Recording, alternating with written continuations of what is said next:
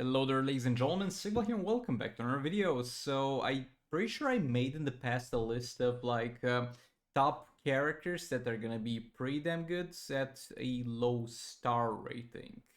Now I'm gonna talk about characters that are gonna be pretty bad at the low star rating and they actually require to be at a higher star rating or get a huge improvement for that.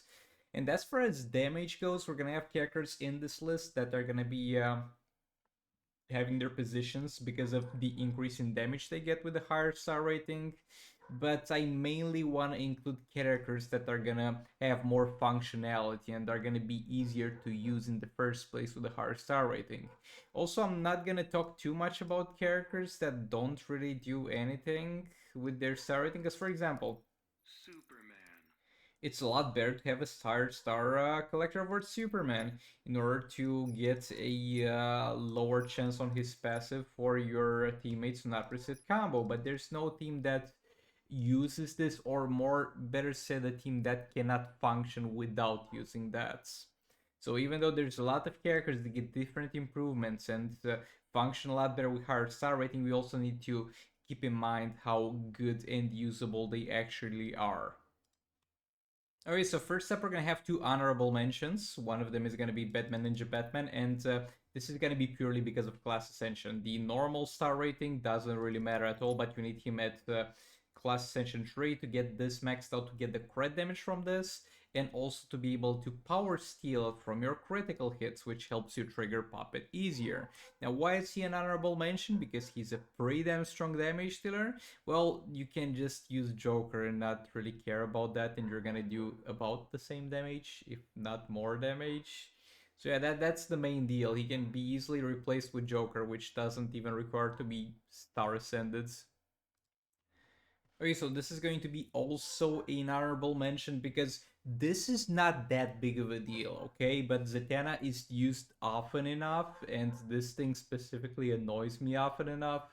Yes, and I need to mention it. So, this passive is going to have a chance to steal one power bar, and that's going to be how her whole kit works. This steals power. Whenever you steal power, you get a damage buff, and that's what you want to do. And when there's an 80% chance, you're gonna have a lot of situations where you are not gonna be able to steal power, and this can get very annoying, especially when it happens one after the other, with only a 20% chance for it to trigger. But again, this is very usable. A 3-star Zatanna even is very usable. This is just slightly annoying, and Zatanna is getting used often enough to the point where I feel like it's worth mentioning. But yeah, let's move on to the next, actually to the number 5. Okay, so Mr. Freeze gets two things with a star rating. I mean, three things. One of them I haven't gotten yet, but yeah. Obviously, the crit damage from the tech passive and crit damage from tech passive is going to be something that you're going to hear a lot in this list. It's a very good and very important thing, and I think that makes a huge difference. Also, it's going to increase the duration of the freeze, as in how many hits the enemy can take before they get unfrozen. So if you're playing him with puppets, then that's gonna be a lot more convenient because they get unfrozen a lot less often. And then he's going to also get a better damage buff, which is also great regardless of what build you're doing. And you're actually gonna be able to notice a visible difference as you keep starring up your Mr. Freeze. But yeah, he's number 5 because he like works fine even at a lower star rating. It's not like he doesn't function. You're simply gonna deal slightly less damage. Let's move on. Coming in at number 4, it's going to be Raven. So with Raven, there's really only one thing that really matters. Bro, I even forgot she's got this passive specifically. But yeah, this thing. This is going to be the darkness thing, which applies darkness when you do specials on the enemies. And when you get to a higher star rating, you're going to get two things. First of all, you're going to improve the damage buff you're getting when using this, which is obviously great. And second of all, you're going to improve the duration of darkness you're getting. And that's going to be the very important part of this. Because the longer the darkness lasts, the less often you're going to need to tag your Raven back into the fight. And the more window for mistakes you have, Because if you have a 3-star Raven, if you tag your character that's supposed to deal damage and you do a little bit of a mistake, you waste a little bit of time, you might lose Darkness at that point if you can't tag Raven in an optimal situation. But with a 6-star Raven, you're not really worrying about that, and it literally changes the gameplay of the team because you can stay more in the fight, and it simply allows for more damage by the fact that it lasts longer and also by the fact that it gets a damage increase. But yeah, Raven is great. Feels so great at 6 stars compared to lower star rating. Because for a long time I had her at I think I had her at 6 stars on the main account and at 3 stars on the secondary account, and it was literally damaging my brain having to adjust my gameplay for a lower star rating Raven, which is not a problem that many people have because not many people have 2 accounts. But yeah, let's move on.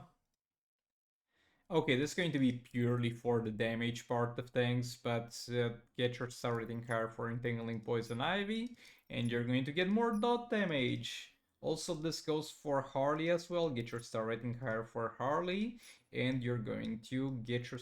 Where's... Oh, I clicked Arcane, my bad. Get your higher star rating for Harley, and you're going to get more damage from Harley, from the stun passive. And yeah, the fact that this is extremely impactful as far as damage is concerned, and especially because they only get to go all the way up to level 5, so all you need is a 5-star Harley and the 5-star API, and you've effectively maxed out those two things, and the difference in damage is going to be absolutely insane. But yeah, that's this. It's a strong enough team to the point where it's worth putting here only for the star rating, and it's easy to achieve a high star rating. And I guess if we're mentioning that anyway, we can mention Batum and the Drowned too, I guess, because people get why you put League of Anarchy there but not Batum and the Drowned. Batum and Drowned also gets a huge damage increase as you get a higher star rating, which is, yeah, fair. I should put Batum and the Drowned here. This gets increased, this gets increased, this gets increased, and actually this is irrelevant, but yeah, this and this get increased, and you're gonna have such a great time. So this is in the third spot. We have League of Anarchy and Batman the Drowned. Extremely strong damage increases just by star rating them up, and Batman Drowned is actually the easiest out of all of them to star her up because it's got an 8% chest where you can drop her from. But yeah, let's move on to number 2. Sadly, personally, I only have a 3-star Blue Beetle, but getting your Blue Beetle to a higher star rating is going to give you huge damage buffs and a lot more functionality because he's a tech character. So as soon as class ascend him, he's going to be able to steal power on basic hits. And usually when you play this guy without being class ascended, either in League Invasions or in Soul Raids, you're gonna have to do one of two things because he needs to do a lot of specials.